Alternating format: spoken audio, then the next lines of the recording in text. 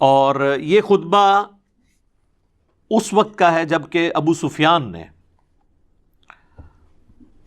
آ کر مولا علی علیہ السلام کو نعوذ باللہ ایک فتنہ کھڑا کرنے کا مشورہ دیا. جب حضرت ابوبکر صدیق رضی اللہ تعالیٰ عنہ علیہ السلام کی بیعت ہو گئی تو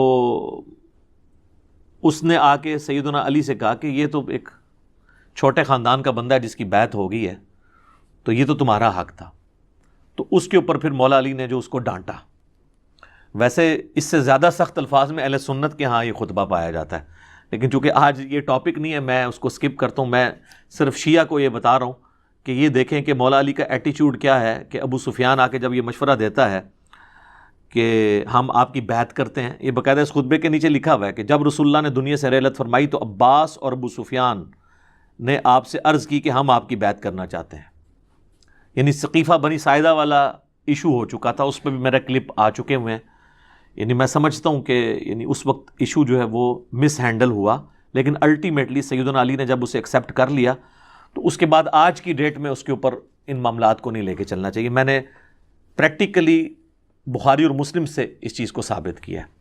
اس پہ میرا یوٹیوب پہ آپ ایک کلپ دیکھ سکتے ہیں، سیدہ فاطمہ کا قاتل کون، آلموسٹ 1 ملین کے قریب وہ ویڈیو ہونے لگی ہے. اس میں جو سیدنا عمر کے اوپر جھوٹا الزام لگایا گیا تھا کہ انہوں نے سیدہ فاطمہ کو نعوذ باللہ قتل کیا، اس کے حوالے سے میں نے ڈسکشن کی تھی. اور یہ ثقیفہ بنی ساعدہ میں جو کچھ ہوا اس کو میں نے ڈسکس کیا تھا. آج مال نہیں کہ میں اس کی ڈیٹیل میں جاؤں. بہرحال یہ سنے خطبہ. مولا علی کہتے ہیں، اے لوگو، فتنہ و فساد کی موجوں کو نجات کی کشتیوں سے چیر کر اپنے کو نکال لے جاؤ. تفرقہ اور انتشار کی راہوں سے اپنا رخ موڑ لو. فخر و مباحات کے تاج اتار ڈالو. صحیح طریقہ عمل اختیار کرنے میں کامیاب وہ ہے جو اٹھے تو پر و بال کے ساتھ اٹھے اور نہیں تو اقتدار کی کرسی دوسروں کے لیے چھوڑ دے. وہ کہتے ہیں کہ یعنی اب جو سچویشن ہے اس میں اقتدار کے لیے کھڑا ہونے سے بہتر یہ ہے کہ اقتدار کی کرسی چھوڑ دی جائے، اور اس طرح خلق خدا کو بد امنی سے راحت میں رکھے. یہ اس وقت طلب خلافت کے لیے کھڑا ہونا ایک گندلا پانی اور ایسا لقمہ ہے جو کھانے والے کے گلوگیر ہو کر رہے گا. پھلوں کو ان کے پکنے سے پہلے چننے والا ایسا ہے جیسے دوسرے کی زمین میں کاشت کرنے والا. وہ کہتے ہیں کہ ابھی اس پھل کے پکنے کا وقت نہیں آیا، یعنی میری خلافت کا وقت ابھی نہیں آیا. کچے پھل اتارنے کا کوئی فائدہ ہے؟ مولا علی کی خلافت کا وقت تب آنا تھا جب جنگ جمل، صفین اور نہروان ہونے تھے، اور وہ چوتھے خلیفہ کی باری تھے، اور نبی اسلام نے پہلے پریڈکشن کی ہوئی تھی. دیکھیں نا جی، سنن نسائی الکبریٰ کے اندر، المستدرک للحاکم کے اندر، اور کئی کتابوں کے اندر یہ حدیث صحیح سند کے ساتھ موجود ہے کہ نبی صلی اللہ علیہ وآلہ وسلم اپنے ایک زوجہ محترمہ کے گھر سے نکلے اور آپ کے ساتھ صحابہ بھی تھے. راستے میں آپ کی جوتی ٹوٹ گئی تو آپ نے وہ جوتی، دوسری جوتی بھی اتار دی اور وہ ٹوٹی ہوئی جوتی جو ہے وہ گانٹھنے کے لیے مولا علی کو دی. تو مولا علی وہیں پر رکے اور انہوں نے وہ جوتی گانٹھنی شروع کر دی. نبی الاسلام تھوڑا آگے جا کے رک گئے سیدنا علی کا انتظار کرنے کے لیے، اور آپ نے اپنے اصحاب سے فرمایا کہ دیکھو، اللہ تعالیٰ نے مجھے قرآن دے کر بھیجا ایز اے لاسٹ ریزارٹ. مجھے قرآن کو منوانے کے لیے، اس کی تنزیل کی خاطر کافروں کے خلاف تلوار اٹھانی پڑی. نہیں، حضور کی کبھی خواہش نہیں تھی کہ اپنے خاندان کے خلاف تلوار اٹھاتے، لیکن انہوں نے مجبور کیا. تم میں ایک ایسا شخص ہے کہ جس طرح مجھے کافروں کے خلاف تلوار اٹھانی پڑی، اسے مسلمانوں کے خلاف تلوار اٹھانی پڑے گی قرآن کی تعویل کی خاطر. تو سیدنا ابوبکر نے کہا یا رسول اللہ وہ میں ہوں گا. ظاہر ہے یہ بہت بڑا ٹائٹل تھا. تو آپ نے فرمایا نہیں. پھر سیدنا عمر نے کہا کہ میں ہوں گا. آپ نے فرمایا نہیں، بلکہ وہ شخص ہے جو میری جوتیاں گانٹھ رہا ہے. سارے صحابہ دوڑے مولا علی کی طرف اور کہا آپ کے لیے نبی الاسلام نے اتنی بڑی بشارت ارشاد فرمائی ہے کہ آن دا بہاف آف پروفٹ آپ مسلمانوں کے خلاف قتال کریں گے جس طرح نبی الاسلام نے کافروں کے خلاف قتال کیا تھا. یعنی جنگ جمل، صفین، نہروان کلمہ گو کے خلاف تھی نا.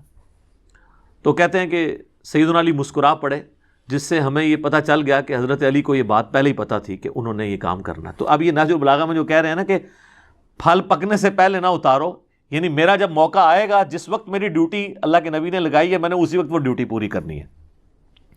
اگر بولتا ہوں تو لوگ کہتے ہیں کہ یہ دنیاوی سلطنت پر مٹے ہوئے ہیں، اور جب چپ رہتا ہوں تو کہتے ہیں کہ موت کے ڈر سے چپ ہیں۔ افسوس، اب یہ بات جب کہ میں ہر طرح کے نشیب و فراز دیکھ بیٹھا ہوں، یعنی مولا علی کے لیے اب کیا رہ گیا تھا؟ ساری جنگیں تو انہوں نے لڑی تھی، ٹھیک ہے، اسلام عروج تک پہنچ چکا تھا۔ خدا کی قسم، ابو طالب کا بیٹا موت سے اتنا مانوس ہے کہ بچہ اپنی ماں کی چھاتی سے اتنا مانوس نہیں ہوتا۔ البتہ ایک علم پوشیدہ ہے میرے سینے کی تہوں میں لپٹا ہوا ہے کہ اسے ظاہر کر دوں تو تم اسی طرح پیچ و تاب کھانے لگو جس طرح گہرے کنووں میں رسیاں لرزتی اور تھر تھراتی ہیں۔ وہ کہتے ہیں کہ میرے علم میں ایک ایسی بات ہے، وہ یہی بات تھی کہ حضور نے ان کو بتایا تھا کہ آپ کس موقع کے اوپر آپ نے اس امت کو سیدھے راستے کے اوپر چلانا ہے۔ اب یہ ایک پورا ٹاپک ہے، مطلب اس پہ میں اب گھنٹوں بول سکتا ہوں کہ مولا علی نے کس طریقے سے ان بدعات کو، ان کی ریمیڈی کی اور دوبارہ سے اپنے دور خلافت کے اندر جو ہے وہ سنت نبوی کو زندہ کیا ہے۔ ایک پورا ٹاپک ہے، اور میں یعنی اس سے پہلے کہ سب لوگوں کو ایک تشویش ہو جائے کہ وہ کیا چیزیں ہیں، تو یہ میرا ایک ریسرچ پیپر ہے جی، واقعہ کربلا کا حقیقی پس منظر 72 صحیح الاسناد احادیث کی روشنی میں۔ یہ 72 کا ٹائٹل جو ہے وہ شہدائے کربلا کی نسبت سے، ورنہ اس میں احادیث 200 سے زیادہ ہیں، اکثر بخاری و مسلم سے ہیں۔ یہ عربی میں بھی ہے، اردو میں بھی ہے، ہندی میں بھی ہے، انگلش میں بھی ہے۔ اور اس میں نے خلفائے راشدین حقیقی کون ہے اس ٹاپک کو کور کیا۔ اس کے بعد پھر شہادت عثمان کے اصلی اسباب کیا تھے۔ ایک تو جعلی اسباب ہیں، عبداللہ ابن سبا کے کھاتے ڈالے ہوئے ہیں، میں نے حقیقت بات بتائی۔ پھر جنگ جمل صفین نہروان ڈسکس ہوئی، پھر صلح حسن ڈسکس ہوئی، پھر حضرت معاویہ رضی اللہ تعالیٰ عنہ کا دور ملوکیت اور اس میں کیا کچھ خلاف سنت باتیں ہوئی، وہ میں نے ڈسکس کی ہیں۔ اور اس کے بعد یزید کی ولی عہدی اور الٹیمیٹلی سیدنا حسین ابن علی رضی اللہ تعالی عنہما وعلیہم السلام کی مظلومانہ شہادت، یہ سارے ٹاپکس میں نے کور کیے ہیں۔ آپ اس کی سافٹ کاپی مفت ڈاؤن لوڈ کریں ہماری ویب سائٹ ahlsunnatpak.com سے۔ اگر ہارڈ کاپی منگوانی ہے تو کل یہ 12 کا پیکج ہے، 9 ریسرچ پیپر ہیں انکلوڈنگ اس کے، اور 3 اذکار کارڈ ہیں۔ ہم آپ کو یہ فری آپ کے گھر بھجوائیں گے، صرف آپ نے TCS کا خرچہ دینا ہے 300 روپیز۔ صبح سے لے کے شام تک، صبح 9 سے لے کے شام 5 بجے تک ہمارے اکیڈمی کے نمبر پہ آپ رابطہ کر سکتے ہیں۔ +923215900162 اکیڈمی کا نمبر ہے۔ پاکستان میں کریں گے تو 032159000162 کال کرنی ہوگی، واٹس ایپ انٹرٹین نہیں ہوتا۔ تو آپ یہ تمام ریسرچ پیپرز اپنے گھر TCS کروا سکتے ہیں۔ 300 کا آپ نے ایزی پیسہ یا موبی کیش کے ذریعے آپ پیسے جو ہیں وہ جمع کروا سکتے ہیں۔ تو باقی آپ اب تو PDF کا دور ہے، آپ اس PDF ڈاؤن لوڈ کریں اور اس کو پڑھیں سافٹ کاپی۔ تو یہ جناب پہلا ریفرنس تھا جو میں نے بیان کیا۔ اس کے بعد جناب نہج البلاغہ ہی سے مفتی جعفر حسین صاحب کا ترجمہ ہے۔ دوسرا ریفرنس ہے، خطبہ نمبر ہے 204 اور یہ ہے جنگ صفین کے موقع پر،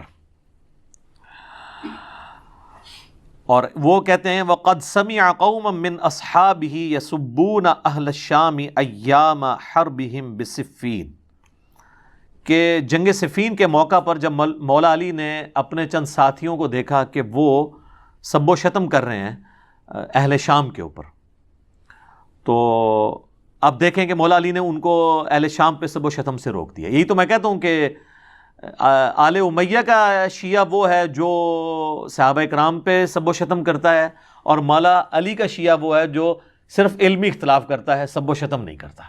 یہ اب آپ نے فیصلہ کرنا ہے کہ آپ نے آل امیہ کا شیعہ بننا ہے یا مولا علی کا۔ تو سنیں کیا کہتے ہیں مولا علی، میں تمہارے لیے اس چیز کو پسند نہیں کرتا کہ تم گالیاں دینے لگو۔ اگر تم ان کے کرتوت کھولو اور ان کے صحیح حالات پیش کرو تو یہ ایک ٹھکانے کی بات ہے اور عذر تمام کرنے کا صحیح طریقہ کار ہوگا۔ تم گالم گلوچ کے بجائے یہ کہو کہ خدایا ہمارا بھی خون محفوظ رکھ اور ان کا بھی، اور ہمارے اور ان کے درمیان اصلاح کی صورت پیدا کر اور انہیں گمراہی سے ہدایت کی طرف لا، تاکہ حق سے بے خبر حق کو پہچان لیں اور گمراہی اور سرکشی کے شدائی اس سے اپنا رخ موڑ لیں۔ وہ کہہ رہے ہیں دعا کریں ان کے لیے، مخالفین کے لیے۔ مطلب یہ دنیا تو اپنی برباد کر ہی رہے ہیں صفین میں آ کے، ان کی آخرت تو کم از کم بچ جائے۔ اچھا، یہ سیم خطبہ جو ہے اہل سنت کے ہاں بھی ہے المستدرک للحاکم کے اندر، کہ مولا علی نے ان کو اس چیز سے روکا۔ وہ میری ایک ویڈیو آپ ضرور دیکھیے گا، رپلائی ٹو مولانا الیاس قادری آن حضرت معاویہ، جب انہوں نے وہ نعرہ بازی کروائی تھی نا، بے خطا بے گناہ فلاں فلاں فلاں فلاں، تو میں نے اس کے جواب میں ایک ویڈیو ریکارڈ کرائی تھی، وہ بڑی ڈیٹیل ویڈیو، اس میں میں نے ان ساری چیزوں کو بریف کیا تھا۔ لیکن جی 2 ریفرنسز ہو گئے، اب تیسرا ریفرنس نہج البلاغہ سے ہی، یہ سارے ریفرنسز پنجتن پاک کی نسبت سے 5 پورے کروں گا انشاءاللہ۔ یہ جو ہے معاویہ ابن ابی سفیان کے نام خط ہے، مکتوب نمبر 6 ہے جی، یعنی جب حضرت معاویہ نے بیعت کرنے سے انکار کیا اور بغاوت کا راستہ اختیار کیا تو مولا علی ان کو خط لکھ رہے ہیں، اور یہ خط اس بات کا ثبوت ہے کہ وہ معاویہ کو مسلمان سمجھتے تھے، منافق اور کافر نہیں سمجھتے تھے، کیونکہ یہ اللہ اور بندے کا معاملہ ہے، کیونکہ اس خط کے اینڈ پہ انہوں نے سلام بھی لکھا ہے ان کے لیے، اور ظاہر ہے کہ بیعت پہ آمادہ اسی لیے کیا کہ وہ ان کو مسلمان سمجھتے تھے، لیکن یہ ایک خط کافی ہے اہل سنت اور اہل تشیع دونوں کی اصلاح کے لیے۔ وہ کہتے ہیں کہ جن لوگوں نے ابو بکر، عمر اور عثمان کی بیعت کی تھی، انہوں نے میرے ہاتھ پر اسی اصول کے مطابق بیعت کی جس اصول پر وہ ان کی بیعت کر چکے تھے، یعنی حضرت علی اپنی خلافت کی دلیل میں ابو بکر، عمر اور عثمان کی خلافت کے اصول کو صحیح مان رہے ہیں۔ اچھا، اس میں بعض غالی شیعہ یہ کہتے ہیں کہ وہ حضرت معاویہ کو پھکی دے رہے تھے کہ تو اگر ان تینوں کو مانتا تھا تو مجھ کو بھی مان، نہ، یہ آپ دھوکہ دے رہے ہیں، کیونکہ آگے وہ یہ بات کریں گے کہ ان اصحاب نے جنہوں نے ابو بکر، عمر، عثمان کو چنا تھا، مجھے بھی چنا ہے، ان اصحاب کی مخالفت اللہ کی مخالفت ہے۔ تو اللہ کی جب مخالفت ہو رہی ہے تو اس کا کیا مطلب ہے کہ وہ حضرت ابو بکر، عمر، عثمان کی بیعت کو بھی درست سمجھتے ہیں، اور اس کی بنا پر جو حاضر ہے اسے پھر نظر ثانی کا حق نہیں، اور جو بر وقت موجود نہ ہو اسے رد کرنے کا اختیار نہیں، اور شورا کا حق صرف مہاجرین اور انصار کو ہے، اور اگر کسی پر وہ ایکا کر لیں اور اسے خلیفہ سمجھ لیں تو اسی میں اللہ کی رضا اور خوشنودی سمجھی جائے گی۔ تو مولا علی تو کہہ رہے ہیں کہ ابو بکر، عمر، عثمان کو، ان خلفائے ثلاثہ کو جن اصحاب نے چنا ہے اس میں اللہ کی رضا تھی ان کو چننے میں، اور مجھے بھی انہی نے چنا ہے، لہذا تم میری بیعت کرو۔ شیعہ کو الگ سے پھکی ملی ہے، سنیوں کو الگ سے ملی ہے کہ حضرت علی کی مخالفت اللہ کی مخالفت ہے، اور حضرت علی کی بیعت انہی اصولوں پر ہوئی ہے جن پر 3 خلفاء کی بیعت ہوئی ہے، اور ان کو وہ اللہ کی خوشنودی کہہ رہے ہیں، ان اصحاب کی خوشنودی کو۔ اب جو کوئی اس شخصیت پر اعتراض یا نیا نظریہ اختیار کرتا ہو، الگ ہو جائے، تو اسے وہ سب اسی طرف واپس لائیں گے جدھر سے وہ منحرف ہوا، اگر انکار کرے تو اس سے لڑیں گے۔ یہ تو قرآن میں بھی سورہ الحجرات کے اندر آیا کہ اگر مسلمانوں کا کوئی گروہ باغی ہو جائے تو اس کے خلاف قتال کرو یہاں تک کہ وہ حق کے اوپر آمادہ ہو جائے، اور اگر انکار کرے تو اس سے لڑیں گے، کیونکہ وہ مومنوں کے طریقے سے ہٹ کر دوسری راہ پر ہو گیا ہے، اور جدھر وہ پھر گیا ہے اللہ تعالیٰ بھی اسے ادھر ہی پھیر دے گا۔ یعنی اگر کوئی گمراہی کا راستہ اختیار کرتا ہے تو وہ جس طرف پھرا ہے اور وہ چاہتا ہے کہ میں گمراہی میں رہوں، تو اللہ تعالیٰ اسے اسی گمراہی میں رہنے دے گا۔ اے معاویہ، میری جان کی قسم، اگر تم اپنی نفسانی خواہشوں سے دور ہو کر عقل سے دیکھو گے تو سب لوگوں سے زیادہ مجھے عثمان کے خون سے بری پاؤ گے، مگر یہ کہ تم بہتان باندھ کر کھلی ہوئی چیزوں پر پردہ ڈالنے لگے ہو۔ والسلام۔ انہوں نے کہا یہ یعنی جو قتل عثمان کی آڑ تم نے لی ہوئی ہے اور مجھ پہ یہ الزام دھر رہے ہو، تو اب یہ لادہ سے ٹاپک ہے کہ اہل سنت کے ائمہ نے بھی یہی باتیں ساری لکھی ہیں۔ وہ میرا پچھلے دنوں بھی ایک ویڈیو ریکارڈ ہو گئی ہے محرم میں نے یعنی ان کی رہی سے کسر نکال دی ہے، ورنہ تو پھر 1.5 گھنٹہ اور لگ جائے گا۔ یوٹیوب پہ آپ جا کے لکھیں حضرت معاویہ رضی اللہ تعالیٰ عنہ اینڈ امامز آف اہل سنت، میں نے 15 ریفرنسز دیے ہیں حضرت معاویہ کے بارے میں، اہل سنت کے ائمہ کا کیا موقف ہے، تاریخ کی کتابوں سے نہیں، حدیث کی کتابوں سے، کہانیوں سے نہیں، اصولی باتوں سے۔ تو آج وہ ٹاپک نہیں ہے اس لیے میں اسے سکپ کرتا ہوں۔ نہیں جی، 4تھ ریفرنس جو ہے وہ خطبہ نمبر 132 ہے مولا علی کا نہج البلاغہ میں، اور یہ یعنی جب سیدنا عمر نے مشورہ کیا کہ وہ جنگ یرموک میں خود جانا چاہتے ہیں، رومن امپائر کے خلاف جو سپر پاور کے خلاف جنگ تھی، تو انہوں نے مولا علی سے مشورہ کیا۔ وقد شاورہ عمر بن الخطاب فی الخروج الی إلى غزو الروم بنفسه، جب حضرت عمر بن خطاب نے غزوہ روم میں شرکت کے لیے حضرت سے مشورہ کیا تو آپ نے کیا فرمایا؟ اللہ نے دین والوں کی حدوں کو تقویت پہنچانے اور ان کی غیر محفوظ جگہوں کو دشمن کی نظر سے بچائے رکھنے کا ذمہ لے لیا ہے۔ وہی خدا اب بھی زندہ و غیر فانی ہے جس نے اس وقت ان کی تائید و نصرت کی تھی جبکہ وہ اتنے تھوڑے تھے کہ دشمن سے انتقام نہیں لے سکتے تھے، اور ان کی حفاظت کی جب وہ اتنے کم تھے کہ اپنے کو محفوظ نہیں رکھ سکتے تھے۔ تم اگر خود ان دشمنوں کی طرف بڑھے اور ان سے ٹکرائے اور کسی افتاد میں پڑ گئے تو اس صورت میں مسلمانوں کے لیے دور کے شہروں کے پہلے کوئی ٹھکانہ نہ رہے گا، اور نہ تمہارے بعد کوئی ایسی پلٹنے کی جگہ ہوگی کہ اس کی طرف پلٹ کر آ سکیں۔ تم ان کی طرف اپنی بجائے کوئی اور تجربہ کار آدمی بھیجو اور اس کے ساتھ اچھی کارکردگی والے اور خیر خواہی کرنے والے لوگوں کو بھیج دو۔ یعنی حضرت علی کہہ رہے ہیں کہ آپ چونکہ خلیفہ ہیں، اگر آپ شہید ہو گئے تو مسلمانوں کا شرازہ بکھر جائے گا۔ یعنی حضرت علی حضرت عمر کو مسلمانوں کی جمعیت کے ایک جگہ رہنے کا سبب سمجھتے تھے اور اس چیز کو ناپسند کرتے تھے کہ وہ جنگ میں جائیں اور رسک میں ڈلیں۔ تو بہرحال پھر مشورے سے ابو عبیدہ ابن جرح کو بھیجا گیا اور جنگ یرموک میں اللہ نے مسلمانوں کو کامیابی دی، اور رومن امپائر جو ہے وہ ہمیشہ کے لیے ایسی مغلوب ہوئی کہ جزیہ دینے کے اوپر آمادہ ہو گئی۔ پھر وہ آگے کہتے ہیں اگر اللہ نے غلبہ دے دیا تو تم یہی چاہتے ہو، اور اگر دوسری صورت ہوئی یعنی شکست ہو گئی تو تم لوگوں کے لیے ایک مددگار اور مسلمانوں کے لیے پلٹنے کا مقام تو ہوگے۔ وہ کہتے ہیں اگر خدا نہ خواستہ یرموک میں ہمیں شکست بھی ہو گئی تو جو مسلمان ہیں جو بچے ہوئے ہوں گے وہ واپس آ جائیں گے، پھر ہم نئی ایک مہم لانچ کر دیں گے۔ لیکن اگر تم مارے جاتے ہو اس جنگ کے اندر تو پھر دوبارہ سے عرب قبائل کو جمع کر کے رومنز کے خلاف کھڑا کرنا ہی مشکل کام ہوگا۔ اچھا، اسی طریقے سے جب مشورہ مانگا گیا جنگ قادسیہ کے لیے جو پرشین امپائر کے خلاف تھی، دوسری سپر پاور، یہ ریفرنس نمبر 5 ہے آج کا آخری ریفرنس، یہ خطبہ ہے 144، اور اس میں بھی آپ دیکھیں وَقَدِ اسْتَشَاوَرَهُ عمر بن الخطاب فی الشخوص لقتال الفرس بنفسه، جب فارس کے قتال کے لیے حضرت عمر نے مشورہ مانگا مولا علی سے کہ وہ خود جانا چاہتے ہیں، تو یہاں پر بھی مولا علی نے روک دیا، اور پھر مشورے کے بعد سعد ابن ابی وقاص کو بھجوایا گیا۔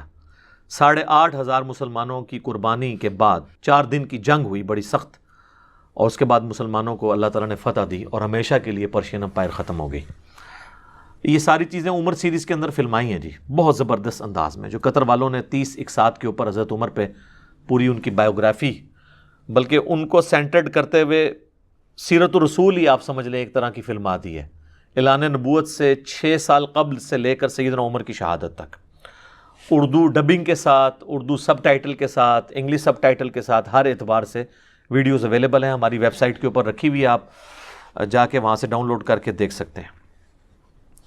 تو یہ خطبہ نمبر 144، وہ کہتے ہیں کہ حضرت عمر کو مشورہ دیتے ہیں کہ آپ قادسیہ میں نہ جائیں۔ اس امر میں کامیابی اور ناکامی کا دار و مدار فوج کی کمی بیشی پر نہیں رہا ہے، یہ تو اللہ کا دین ہے جسے اس نے سب دینوں پر غالب رکھا ہے، اور اسی کا لشکر ہے جسے اس نے تیار کیا ہے، اور اس کی ایسی نصرت کی ہے کہ وہ بڑھ کر اپنی موجودہ حد تک پہنچ گیا ہے اور پھیل کر اپنے موجودہ پھیلاؤ پر آ گیا ہے، اور ہم سے اللہ کا ایک وعدہ ہے اور وہ اپنے وعدے کو پورا کرے گا اور اپنے لشکر کی خود ہی مدد فرمائے گا۔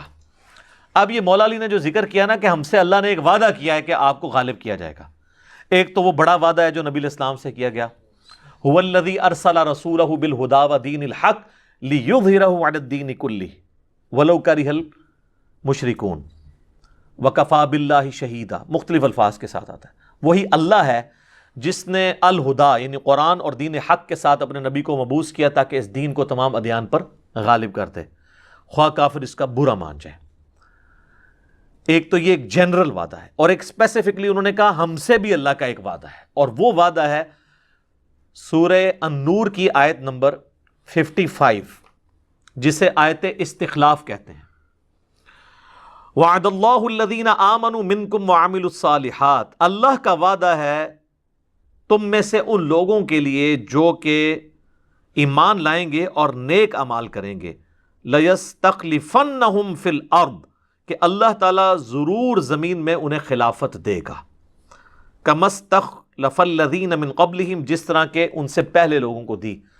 تو مولا علی رضی اللہ تعالیٰ عنہ علیہ السلام خلفۂ ثلاثہ کی جنگوں کو اور اس کے نتیجے میں حاصل ہونے والی کامیابیوں کو اللہ کا انعام سمجھ رہے ہیں اس آیت کے تحت۔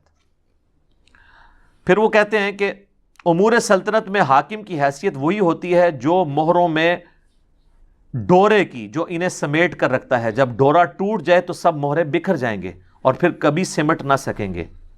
وہ کہتے ہیں کہ آپ حاکم وقت ہیں، اس وقت آپ اس امت کو جوڑے ہوئے ہیں اس رسی کی مانند جو ایک کسی ہار کے اندر رسی پروئی ہوئی ہوتی ہے یا تسبیح کے اندر، اگر وہ رسی ٹوٹ جائے تو سارے پھر دانے بکھر جاتے ہیں۔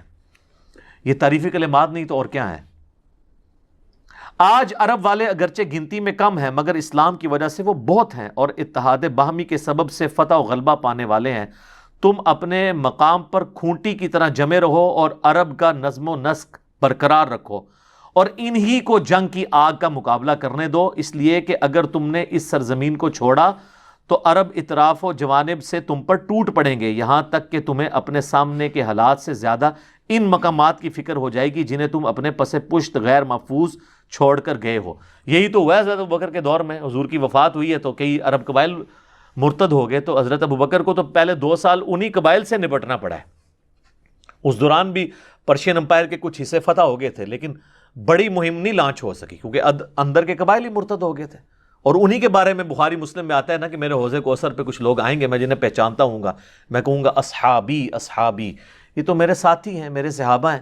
یعنی قانوناً تو وہ صحابی تھے نا جنہوں نے فتح مکہ پہ حضور کو دیکھا، ایمان لے کر آئے، بعد میں وہ عرب قبائل مرتد ہوئے حضرت ابوبکر کے دور میں، تو وہ ظاہر ہے کہ وہ حضور کی زندگی تک تو وہ صحابی تھے قانوناً، بعد میں مرتد ہوئے نا۔ اب یہ ایک الگ سے ٹاپک ہے، مسئلہ 96 میرا ریکارڈڈ ہے، عظمت صحابہ، رد المنافقین اور سنی شیعہ کے اختلاف کا تحقیقی جائزہ، وہ آپ دیکھ لیں۔ تو مولا علی کہہ رہے ہیں کہ تم اس جگہ پہ رہو، اگر تم جنگ میں آگے گئے تو پیچھے عرب قبائل مدینے پہ ٹوٹ پڑیں گے، دارالخلافہ کے اوپر، کیپٹل سٹی کے اوپر، اور پھر تمہیں 2 جگہ کی ٹینشن ہوگی، پیچھے کی بھی اور آگے کی بھی۔ اگر تم یہیں پر رہو گے تو اس میں بھی انہوں نے وہی بات کی کہ اگر خدا نہ خواستہ آگے شکست ہو بھی گئی تو وہ تمہاری طرف پلٹ آئیں گے، پھر تم مزید کمک روانہ کر دینا اور نیکسٹ ہم کسی بیٹل فیلڈ میں ان سے جیت جائیں گے۔ کل اگر عجم والے تمہیں دیکھیں گے تو آپس میں یہ کہیں گے کہ یہ ہے سردار عرب، اگر تم نے اس کا قلع کما کر دیا تو آسودہ ہو جاؤ گے، تو اس کی وجہ سے ان کی حرص اور طمع تم پر زیادہ ہو جائے گی۔ وہ کہتے ہیں وہ تو چاہ رہے ہیں کہ آپ باہر نکلیں تو وہ آپ کو قتل کریں تو ساری مینجمنٹ کمزور ہو جائے۔ یہ سارے تعریفی کلمات ہیں، مطلب یہ جس شخص کے ساتھ انسان محبت رکھتا ہو اسی کے لیے کلمات بول سکتا ہے۔ لیکن یہ جو تم کہتے ہو کہ وہ لوگ مسلمانوں سے لڑنے بھیڑنے کے لیے چل کھڑے ہوئے ہیں تو اللہ ان کے بڑھنے کو تم سے زیادہ برا سمجھتا ہے۔ یعنی حضرت عمر یہ سمجھتے تھے اگر میں جاؤں نا تو کامیابی کے زیادہ چانس ہیں کیونکہ وہ بڑی سخت فوج ہے۔ اور آپ کو بتاؤں یہ پرشینز جو تھے نا یہ رومن امپائر سے زیادہ جنگجو لوگ تھے کیونکہ یہ لوگ عرب کی طرح ایک ٹف ماحول کے عادی تھے، اور آپ کو پتہ ہے وہاں پہ اتنے بڑے بڑے ہاتھی بھی لے کے آگے تھے، اور مسلمانوں کے گھوڑوں نے ہاتھی تو دیکھے نہیں ہوئے تھے، تو وہ پھر گھوڑے بھاگ جاتے تھے ان ہاتھیوں کو دیکھ کے۔ پھر بنو تمیم کے لوگوں نے اپنے گھوڑے بھی چھوڑ کے انہوں نے پیدل چل کے نیزوں سے ان ہاتھیوں کو گرایا ہے۔ یہ بہت بڑی یعنی ایک سمجھ لیں مسلمانوں کی قربانیاں تھیں۔ تو حضرت عمر کو حضرت علی یہ کہہ رہے ہیں کہ جتنی تمہیں ٹینشن ہے نا اس بات کی کہ کیا بنے گا، تو اللہ تعالیٰ کافروں کے غلبے کو تم سے زیادہ برا سمجھتا ہے جتنا تم سمجھ رہے ہو، تو اللہ پہ توکل کرو، اللہ تعالیٰ فتح دے گا۔ اور وہ جسے برا سمجھے اس کے بدلنے اور روکنے پر بہت قدرت رکھتا ہے، اور ان کی تعداد کے متعلق جو کہتے ہو کہ وہ بہت زیادہ ہیں، تو ہم سابق میں کثرت کے بلبوتے پر نہیں لڑا کرتے تھے بلکہ اللہ کی تائید اور نصرت کے سہارے پر لڑا کرتے تھے۔ یعنی یہ بھی انہوں نے کہہ دیا کہ بھئی جنگ قادسیہ میں اگر پرشین کی تعداد زیادہ ہے اور مسلمان بہت تھوڑے ہیں تو یہ ٹینشن نہ لو، پہلے بھی ہم نے جتنی جنگیں جیتی ہیں نا وہ اللہ کی نصرت اور مدد سے ہی جیتی ہیں، تو اب بھی وہی اللہ جس نے ہمیں ان جنگوں میں فتح دی تھی تو اس جنگ میں بھی ہمیں فتح دے گا۔ یہ 5 میں نے پنجتن پاک علیہ السلام کی ریفرنس سے ان کی نسبت سے حوالے پیش کیے اور یہ نہج البلاغہ سے پیش کیے، اس کا اسلوب، ان خطبات کے اندر جو لینگویج استعمال ہوئی ہے وہ بالکل کلیئر کٹ اشارہ کرتی ہے کہ خلفائے ثلاثہ کا ایشو الگ تھا، بنو امیہ کا ایشو الگ تھا، اور بنو امیہ ایکسکلوڈنگ عثمان ابن عفان اور عمر بن عبدالعزیز رضی اللہ عنہما وعلیہم السلام، ان کو چھوڑ کے، چونکہ وہ غالب اکثریت کی بات ہوتی ہے۔ تو یہ 5 خطبات، اس کے علاوہ بھی اور پیش کیے جا سکتے ہیں، میرے پاس تو بہت کچھ اس میں پیش کرنے کو ہے۔ تو اس کی روشنی میں اگر آپ دیکھیں، اور آپ ایک خطبہ نمبر 3 شقیہ لے کے بیٹھے ہوئے ہیں، اس خطبے کا نام ہے، اس کی تو لینگویج بھی نہ مولا علی والی لینگویج لگتی ہے اور نہ اس کتاب کے اسلوب کو وہ سپورٹ کرنے والی ہے۔ چلیں، یہ اب وہ نہج البلاغہ بائی چانس کھلی ہوئی ہے تو میں اصول برکت کے لیے 1-2 حوالے آپ کو اور دے دیتا ہوں، تاکہ یہ یعنی ایک سمجھ لیں پانچتن پاک سے اب 7 کی نسبت ہو جائے گی۔ 7 کی نسبت بھی تو ہے نا جی، 7 آسمان ہیں، طواف کعبہ کے 7 چکر ہیں۔ تو آپ یہ ذرا دیکھیے گا، یہ جو میں اب ریفرنس آپ کو، ایک تو میں نے اکثر بیان کیا نا کہ نبی علیہ السلام کی 4 بیٹیوں کے حوالے سے ایک بہت فتنہ کھڑا کرتے ہیں، اور یہ بھی صرف یہ سب کانٹیننٹ کے لوگ ہیں۔ ایران کے اہل تشیع علماء نبی علیہ السلام کی 4 بیٹیاں مانتے ہیں، اور ان کی اپنی حقیقی بیٹیاں۔ ایک یہ ایشو، دوسرا سید کا غیر سید سے نکاح۔ امام خمینی خود سید تھے اور ان کے داماد جو ہیں غیر سید ہیں، انہوں نے اپنی بیٹیاں غیر سید کو دی ہوئی ہیں۔ یہ یہاں کا ایشو ہے، یہ یہاں پہ شیعان علی نہیں ہے، یہ عزادار رہتے ہیں، یہ عزادار ہے، شیعان علی نہیں ہے۔ تو یہ آپ سنیں، 456 نمبر پیج ہے اس کا، پیج تو خیر چینج ہو سکتا ہے، خطبہ ہے 162۔ حضرت عثمان غنی رضی اللہ تعالیٰ عنہ کے گورنروں کی شکایتیں جب مولا علی کے پاس لوگ لے کے آتے تھے کہ آپ حضرت عثمان کو سمجھائیں ان کے گورنر کس طریقے سے معاملات کو مس ہینڈل کر رہے ہیں، اور اس کی وجہ سے مسلمانوں میں ایک تشویش پائی جاتی ہے، تو حضرت عثمان کو جو حضرت علی نے سمجھایا ہے نا، یہ وہ خطبہ ہے۔ تو اور اس میں دیکھیں کتنے پیارے انہوں نے الفاظ استعمال کیے۔ یہ خطبہ 162 ہے۔ جب امیر المومنین علیہ السلام کے پاس لوگ جمع ہو کر آئے اور عثمان کے متعلق جو باتیں انہیں بری معلوم ہوئی تھیں ان کا گلہ کیا، اور چاہا کہ حضرت ان کی طرف سے ان سے بات چیت کریں اور لوگوں کو رضامند کرنے کا ان سے مطالبہ کریں، چنانچہ آپ علیہ السلام تشریف لائے اور حضرت عثمان سے کہا، لوگ میرے پیچھے منتظر ہیں اور مجھے اس مقصد سے تمہارے پاس بھیجا ہے کہ میں تمہارے اور ان کے جو اختلافات ہیں ان کو نپٹاؤں۔ خدا کی قسم میری سمجھ میں نہیں آتا کہ میں تم سے کیا کہوں، جبکہ میں اس سلسلے میں ایسی کوئی بات نہیں جانتا کہ جس سے تم بے خبر ہو۔ وہ کہتے ہیں حضرت عثمان آپ کو سب کچھ پتہ ہے جو کچھ ہو رہا ہے، آپ کے جو تحفے آپ نے جو مسلط کیے ہوئے ہیں امت کے اوپر، بنو امیہ کے یہ جو لونڈے ہیں، تو آپ کو تو سب کچھ پتہ ہے۔ اچھا، یہ ساری باتیں بخاری مسلم میں بھی موجود ہیں، میں اس طرف نہیں جا رہا آج، وہ آپ میرا ریسرچ پیپر کربلا والا پڑھ لیں، میں نے یہ ساری باتیں بتائی ہیں وہاں پہ بھی۔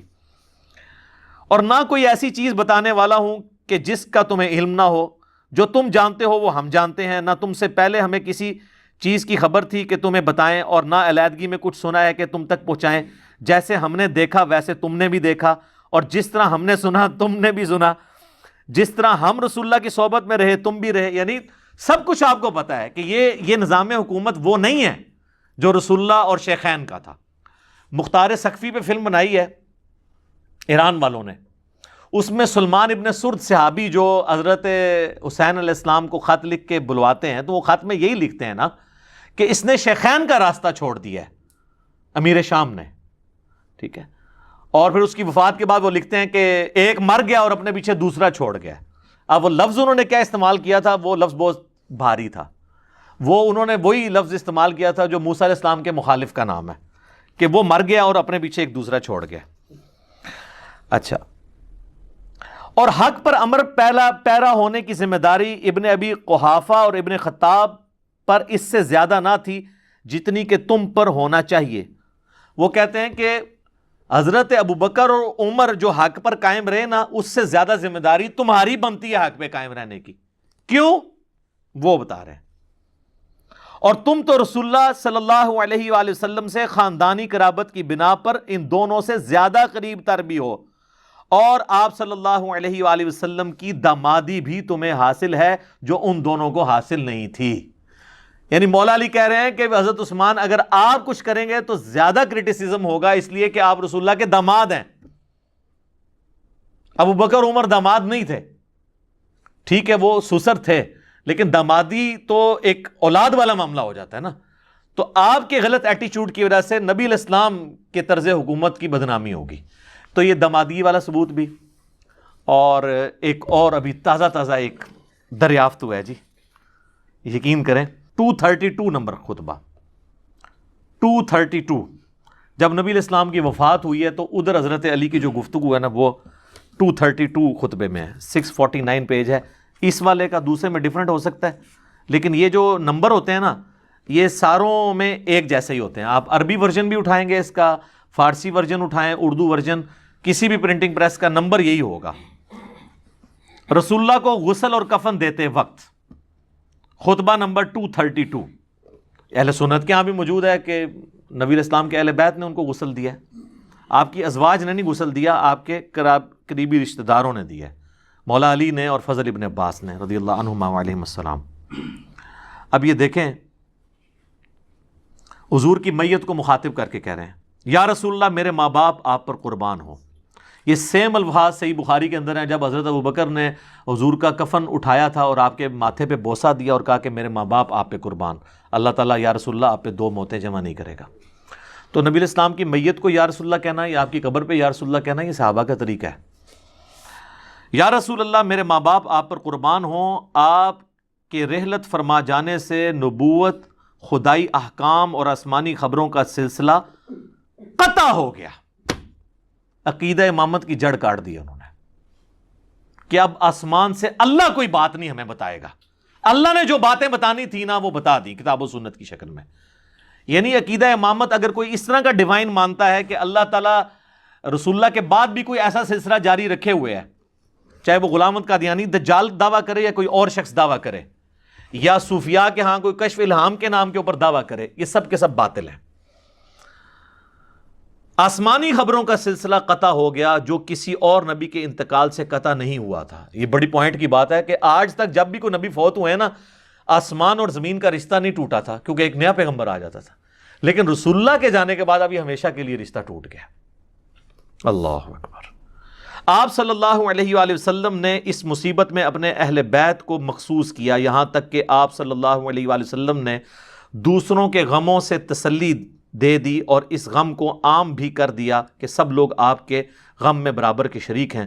اگر آپ صلی اللہ علیہ وآلہ وسلم نے صبر کا حکم اور نالہ و فریاد سے نہ روکا ہوتا تسی کر دو ماتم، تسی مار دو چھریاں. یہ دیکھ لیں سب سے زیادہ اگر کوئی حقدار تھا تو رسول اللہ تھے. اور مولا علی کیا کہہ رہے ہیں حضور نے ہمیں روکا ہوا ان کاموں سے. نالہ و فریاد یعنی چیخو پکار کر کے نوحہ پڑھنا، ایک تو تعریفی کلمات میں نوحہ پڑھنا وہ تو کوئی نہیں، میرے کلپ بھی ریکارڈڈ ہے، یہ اس طرح کا نوحہ بھی بنا تو ہم آپ کے غم میں آنسوؤں کا ذخیرہ ختم کر دیتے اور یہ درد منت پذیر درما نہ ہوتا اور یہ غم و حزن ساتھ نہ چھوڑتا. یعنی یہ کہتے ہیں ہم پھر پوری زندگی اس غم میں روتے پیٹتے رہتے اگر آپ نے ہمیں ان باتوں سے منع نہ کیا ہوتا. تو یہ کن چیزوں سے حضور نے منع کیا ہے؟ صرف رونے سے تو آپ نے منع نہیں کیا، صرف غم سے تو منع نہیں کیا.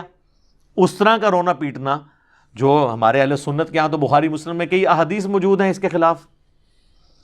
اور اس پہ میرا آپ ایک یوٹیوب پہ کلپ دیکھیں، غم کریں ماتم نہ کریں، اس میں نے ان کے سارے دلائل کا تجزیہ بھی کیا ہے.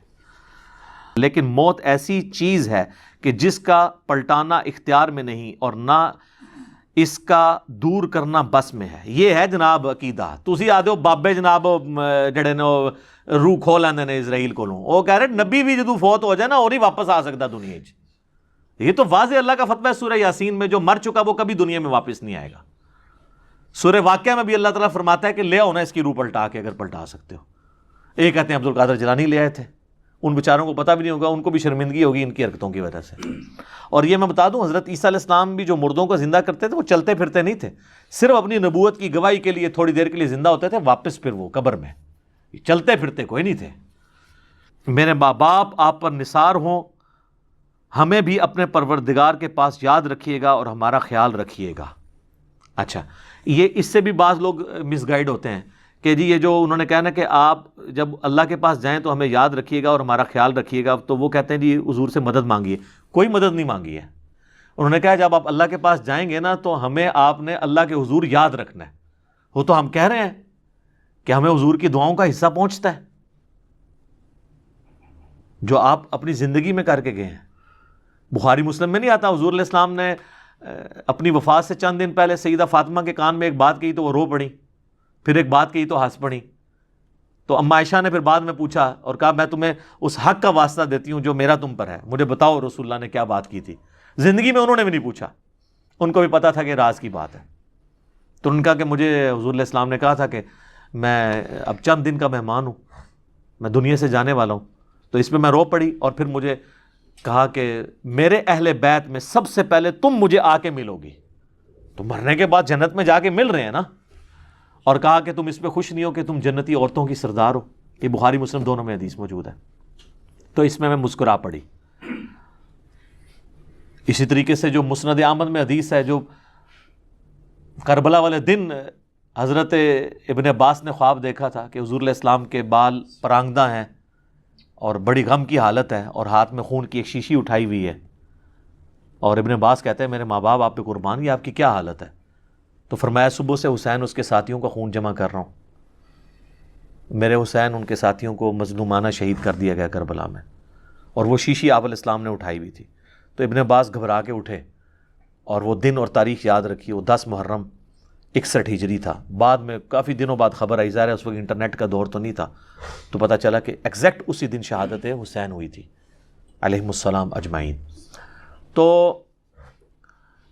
یعنی نبی الاسلام کو اللہ تعالیٰ نے دکھایا کہ وہ اس غم کیا۔ اچھا، یہ حدیث لکھ کے نا اسماعیل دہلوی، جس کو دیوبندی اور بریلوی، دیوبندی اور اہل حدیث دونوں اپنا بزرگ مانتے ہیں، تذکیر الاخوان ما تقویت الایمان کٹھی چھپی ہوئی ہے، اس میں اس نے وہ جب بھی لکھتا ہے یزید پلید، یزید پلید، یزید پلید، اور یہ حدیث لکھ کے وہ لکھتے ہیں کہ اس حدیث سے پتہ چلا کہ نبی علیہ السلام اللہ کی جنتوں میں بھی اپنے حسین کی وجہ سے غم زدہ ہیں۔ یہ اسماعیل دہلوی نے لکھا ہے۔ تو یہ ایک علیحدہ سے ایک موڈ ہے، یہ ایک الگ چیز ہے، اور نہ یہ ہے کہ وہ کربلا میں کوئی فزیکلی حضرت حسین علیہ السلام کے بعد حضور آ گئے تھے، یہ ایک تمثیل دکھائی گئی ہے تاکہ امت تک ایک میسیج پہنچایا جائے۔ تو یہ جناب آپ مجھے یہ بتائیں، یہ ماتم، چھوریاں، کوئلوں پر ماتم، زنجیر زنی، یہ یعنی مولا علی تو کہہ رہے ہیں یا رسول اللہ آپ نے روکا ہوا ہے ورنہ ہم یہ سارے کام آپ کے ساتھ بھی کرتے۔ تو آج میرا خیال ہے نہج البلاغہ سے جو میں نے 7 ریفرنسز پیش کر کے یہ کتاب بھی بند کر دی ہے اور سارے فرسودہ نظریات بھی بند کر دیے ہیں، جو میں نہیں کہتا شیعان علی کے ہیں، یہ شیعان بنو امیہ کے ہیں۔ شیعان علی وہ ہوں گے جو پھر بکش مسلمان بنیں گے، یعنی کہ دوسرے معنوں میں کہ مرنے سے پہلے اے مسلمان کر لے اس پہ غور، کتابوں کا خدا اور ہے، بابوں کا خدا اور، کتابوں کے شیعہ اور ہیں، بابوں کے شیعہ اور، کتابوں کا جہاں اور ہے، بابوں کا جہاں اور۔ تو یہ میں نے علمی طریقے سے ایک پوائنٹ آف ویو سامنے رکھا ہے کیونکہ مجھے پتا تھا کہ یہ ایک موقع ہے کہ ہم بات پہنچا سکتے ہیں، اور میں نے پہلے بھی کئی دفعہ یہ چیزیں مختلف نشستوں کے اندر بیان کی ہیں اسکیٹرڈ فارم کے اندر، آج ذرا کمبائنڈ فارم کے اندر آ گئی ہیں تاکہ ایک سوچنے کا موقع پرووائڈ کیا جائے۔ اللہ تعالیٰ سے دعا ہے جو حق بات میں نے کہی ہے اللہ تعالیٰ ہمارے دلوں میں راسخ فرمائے، اگر جذبات میں میرے منہ سے کوئی غلط بات نکل گئی ہے تو اللہ تعالیٰ ہمارے دلوں سے ہی اسے دور کر دے اور ہمیں معاف بھی فرما دے۔ صلاۃ بر محمد وآل محمد، اللہم صلی علی محمد وعلی آل محمد، سبحانک اللہم وبحمدک، اشہد ان لا الہ الا انت، استغفرک واتوب الیک، وما علینا الا البلاغ المبین۔ جزاکم اللہ خیرا۔